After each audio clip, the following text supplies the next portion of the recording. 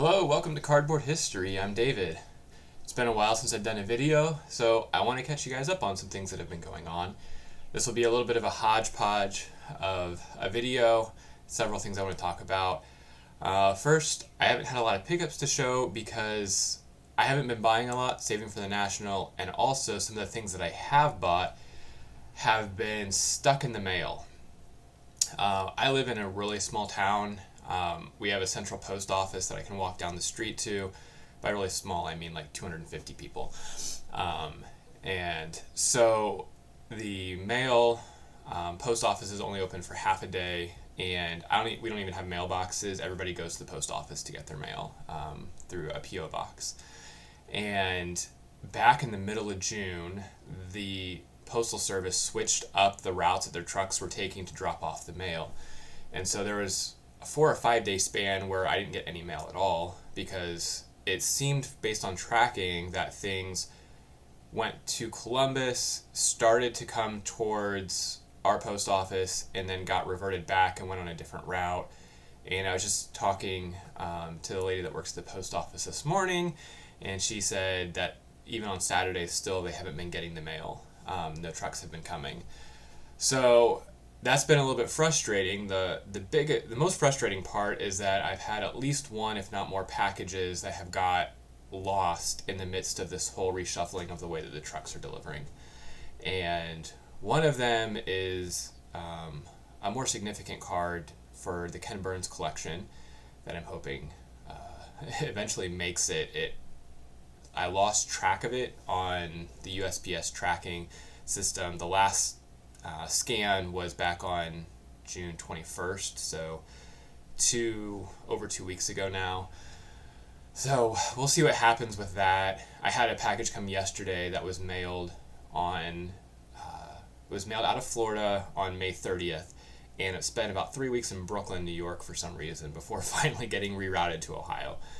So I've been frustrated with the post office system lately, and I haven't had a lot of pickups to show because I'm still waiting for some things to come in. But I did have a few things come in this week that I want to share. But first, I want to talk a little bit about some of the selling that I've been doing and my experience with that. So most selling that I've done, I consider myself a collector, not a dealer by any stretch of the means. And any time that I sell cards, usually it's just in order to get some funds for a show or something else, or selling things that don't fit in my collection or duplicates that I may have picked up. And that's been the case lately. I've had quite a few things sitting around in my collection, either from auctions that I've bought off of. And so I've been trying to move some of these things and get some money saved up for the National, which is less than 20 days away now, which is crazy to think about. And so I've sold mostly by myself through eBay. I've done a few larger things through some auction houses. And for the first time back in June, I sent a shipment off to Greg Morris. And I want to talk a little bit about my experience selling with Greg Morris. Because when I wanted to do it, I really couldn't find a whole lot of other people that were talking about their experience selling through Greg Morris. I know some people that have done it, but I haven't really heard what the process was like and things like that. Just a handful of videos. So I wanted to share a little bit in case anybody out there has ever thought about selling through Greg Morris. They do have a limit of about $5,000 for raw cards. And so the reason I was able to put together a package is that as I had mentioned before, I bought a set of 1960 tops off of a friend of mine who's kind of looking to move and reduce his collection. And so he had a complete set from 1962, which included 15 graded cards. And I looked him over and purchased the set from him with the intent to send them off to Greg Morris for the cards to get sold out individually. And so I have that set that went off, which was 598 cards, and then I put together a bunch of duplicates and things that I had that didn't really fit into my collection and sent them off as well. So altogether, I sent out about 1,200, my count was 1,239 raw cards and 15 graded cards. And the graded cards are a completely different process. So I sent these out around June 15th, and I think they got there on the 18th. And almost right away, the graded cards were listed. that's what they had told me, is that the graded cards would go up right away, and that was the case. They were listed right away. They ended last Saturday, and as far as how they did value wise, I was about 90% of what I thought I would get for value, and the big difference on that was when I was running comps on what I thought I would get for them. Two of the big cards, the Mickey Mantle and the Hank Aaron, both graded 7s, but they were both old holders. The Mantle was a really old holder from like the first year or two of PSA grading, and the Hank Aaron was also pretty old, and I hadn't taken that into consideration, and both of those sold for about $200 less than what I thought they would, but it kind of makes sense when you consider that they're in the old holders. So if you take that part out of the consideration, overall I felt like they sold for what I thought they would at comps. As far as the commission structure on it, they take a percentage, and it's based off of the final value. So if you have a card that sells for $30, it's going to be a higher percentage than if you have a card that sells for $900 or $1,200. And so between all the cards that I had, I think the lowest one I had sold for around 36, maybe a little bit less than that on some of the other ones. And the highest one was the Mantle, which sold for $929. And all of those 15 cards averaged together was about a 13% commission rate is what they took, which compared to selling that on eBay by myself, by the time you consider shipping and eBay fees, any promotional fees, things like that, I think I came out a little bit better by sending those off than listing them myself, not to mention the fact that Greg Morris gets a lot more views than my eBay store does. So that was the graded part. It went well. The whole process has gone smoothly so far. With the other raw cards, the 1,200 some raw cards, when they got them in, they processed through them, and there were around 164 cards that they deemed not good enough quality to sell. And these are cards that probably they would not have gotten more than $1 or $2, which means I probably would have ended up losing money on them.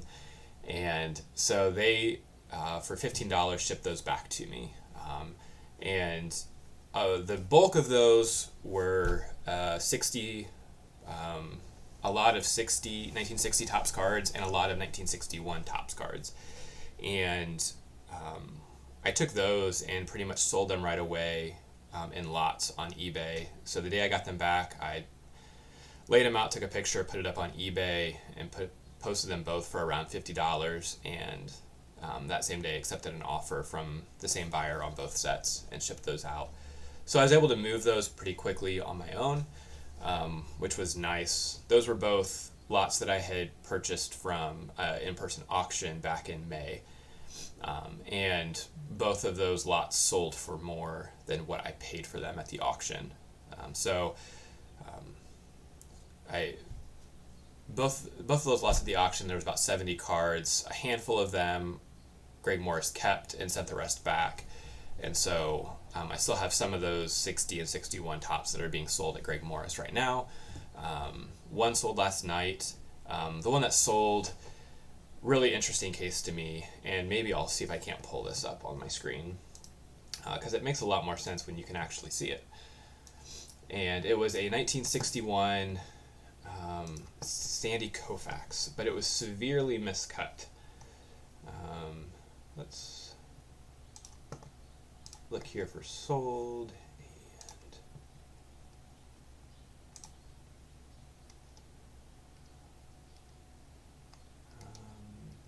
where to go? Here we go.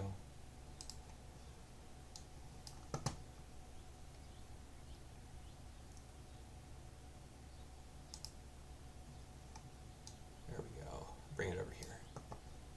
Let's see. So I need to look for something similar, or to view the original listing. So when you click on the link to go look at it, it will show you something similar. But I thought this was a really interesting card because of how miscut it was. And I know there's some collectors out there that look for significantly miscut cards, and this card did really well. It sold for $67, which is more than what just a low grade typically would sell for. So that was one of the surprises for me, that card sold for as much as it did. That alone was more than what I had paid for the whole lot of 61 cards. So I made out pretty well on that. So I mentioned the 160 some cards that were returned to me. 621 of the cards Greg Morris put into lots. And I had a bunch of 1968 and 1969 tops, about 200 from each year, that were of common players that were in good, very good, maybe VGX condition.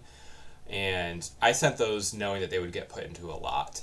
They also took about 200 of the 1962 top set of the commons and put those in lots as well.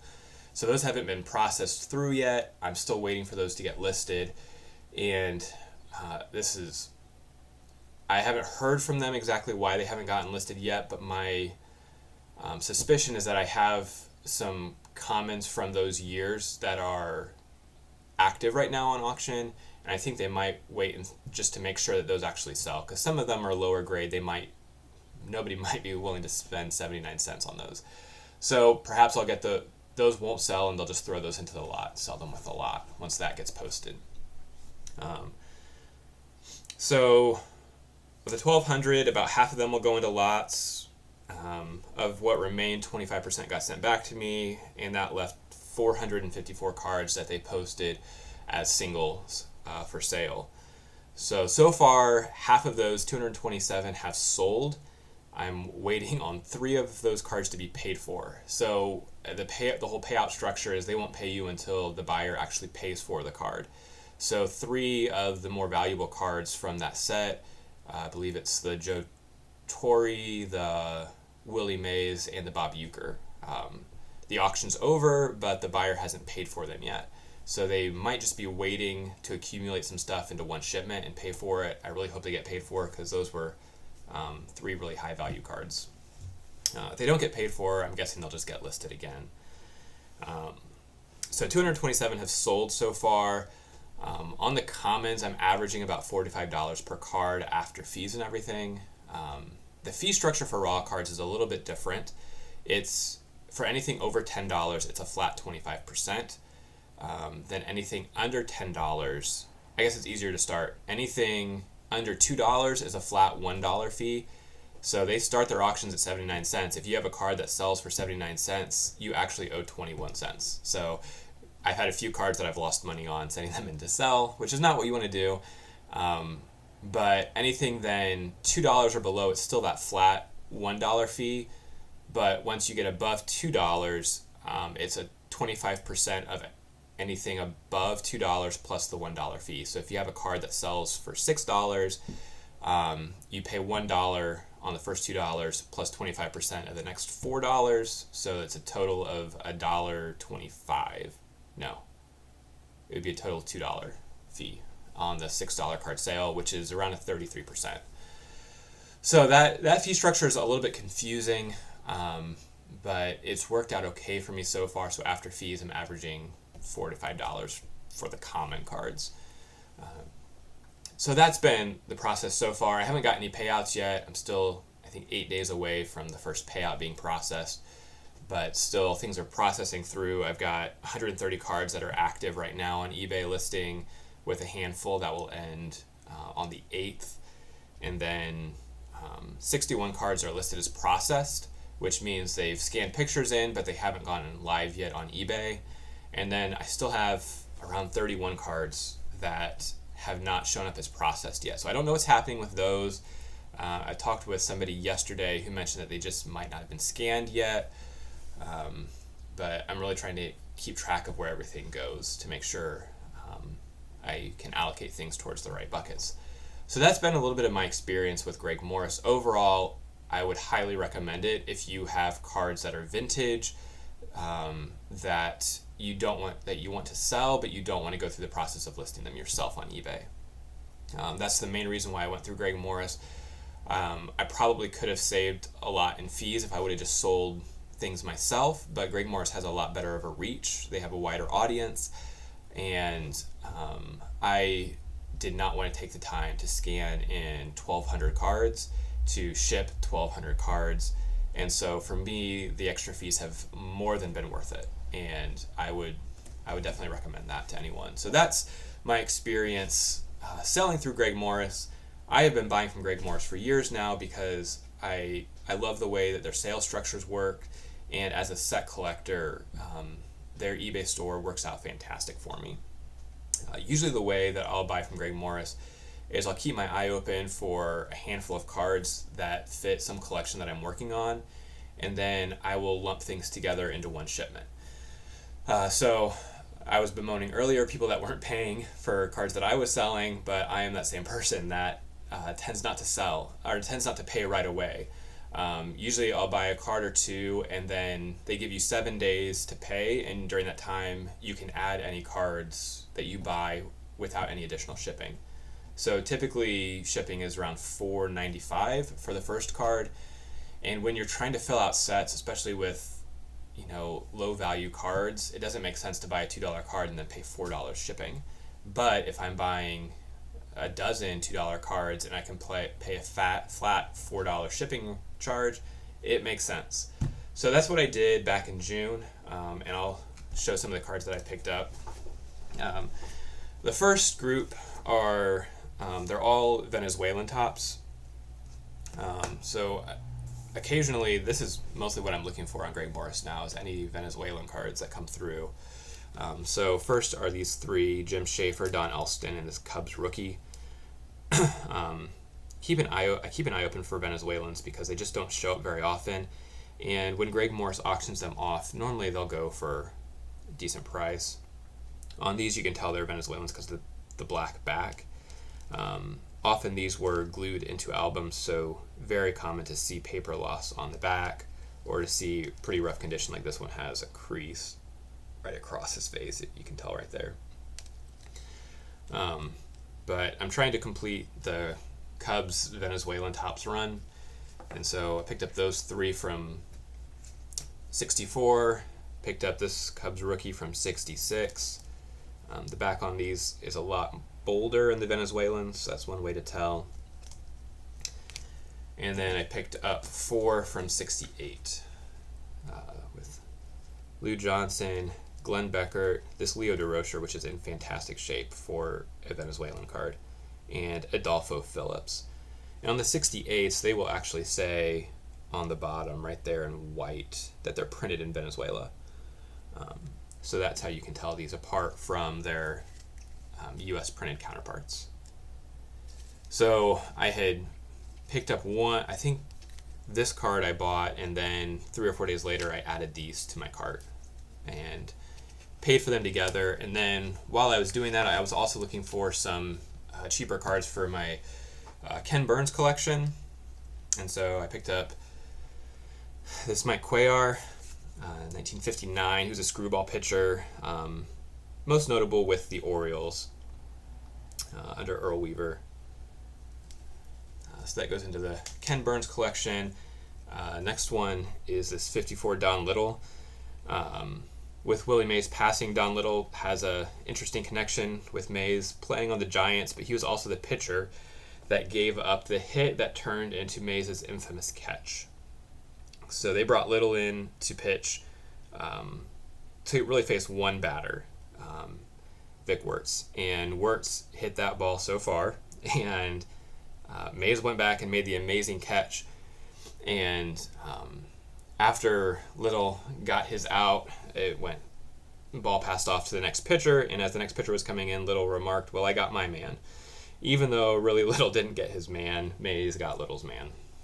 So that is Don Little, and then the other card for the Ken Burns collection is this Gil McDougall.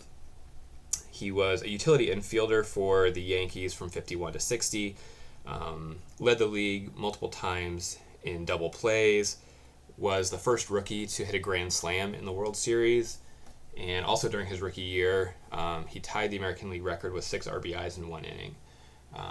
And so he, multiple-time All-Star, played 9 years with the Yankees, won 5 World Series, but one of the lesser-known names from the mighty Yankees of the 50s. So those are the pickups that I got from Greg Morris. Really enjoy purchasing from him.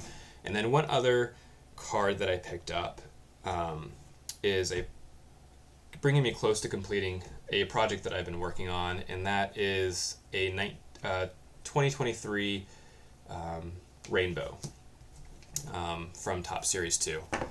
So when Top Series 2 came out, I decided I wanted to pick a Cubs player and try to put together as much of the rainbow as I could, and I wanted to do it for inexpensively. So I picked a pitcher because their cards are a lot more affordable, and I looked around to see which players had most cards available on eBay at the time, so I could just go and put most of it together right away and not have to wait for things to show up, especially on the lower numbered. So I picked up a big card that I'll show here at the end, but these are all of the non-numbered, which includes the All-Star Game stamp, gold foil, the Montgomery Club, and the Gold Star. So those are, Gold Star is the last non-numbered card. And then with the numbered, you have the gold to 2024, blue foil, purple foil, and this is the retail foil board that came with the complete sets, I believe, numbered to 608. Green foil and the hobby foil. So green is to 499, and the hobby foil, if anybody knows why, 426 seems like a completely random number, but that's what this is, number 2. So I picked this one up recently just because I don't have it in my collection. I've been waiting for it to pop up for a lower price, and when I picked up this last card that I'll show, I decided to add a few more cards that I had been missing, which was including this one. Then this, which looks like a base, but on the back it's the advanced stats, which Topps stopped doing this year. Then orange foil, $2.99, and the red foil. And this one, which again looks pretty much like the base except for the vintage logo up in the corner, so that's to $99. Before I go through the rest that are numbered lower, these are from Chrome Sapphire, and I've picked up a few of these. They're not really part of the Series 2 Rainbow, but the Sapphire, Gold, and Orange to 50 and 25. And the reason I wanted to put these together is just because I wanted to have an example of each of the different parallels. This is the Independence Day to 76. I'm not a fan of this design. I like this year's a lot better, that actually has a flag and doesn't just look like a red star parallel. The black to 76, 72. Independence Day is to 76, black's to 72. Mother's Day pink, number to 50, and its counterpart to the Father's Day blue, which is one of the 3 cards that I'm still missing.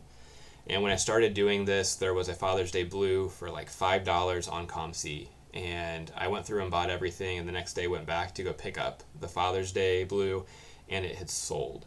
So like the second day after I started putting this rainbow together, knowing that I could get the Father's Day blue, it sold, and I missed out on it. And since then, like that was October, November, I have not seen another one show up on eBay or ComC. So that is one that I am still missing. Another one that I am missing is the Fanatics Orange Star, number to 99. I haven't seen that one show up anywhere either. This is the camo, number to 25, Memorial Day. And then the gold foil SSP, which isn't really a parallel, it's more of an image variation, but I picked it up to be part of this as well. And then this is the big card that I picked up recently for a lesser named player, but it is the Platinum 1 of 1. Was never expecting to get this card. I would have considered my rainbow to be complete without it, but it showed up on eBay on an auction about 2 weeks ago, and I was really excited to see that show up. So there's 2 1 of 1s. There's also a Fanatics foil board 1 of 1, as well as the printing plates. But you could either count them or not count them as part of the rainbow. But that was a card that I have been looking for a while and was excited to pick that up and come that much closer to completing the rainbow. I know this has been a long video, but thanks for sticking with me through my ramblings. Those are some things that have been going on. Really looking forward to the National, trying to figure out what cards I'm going to target, and really also still trying to figure out what my budget's going to be. Waiting for some of these cards to finish selling with Greg Morris and trying to put together and kind of scrape together what I can. And then from there, I'll be able to figure out with my budget what cards I can target, either for my Cubs collection or for the Ken Burns collection. And I'll probably do some value box digging as well, which is, I just always enjoy that, seeing what you can find. So that's all I've got for today. It was quite a bit, but thank you all for watching.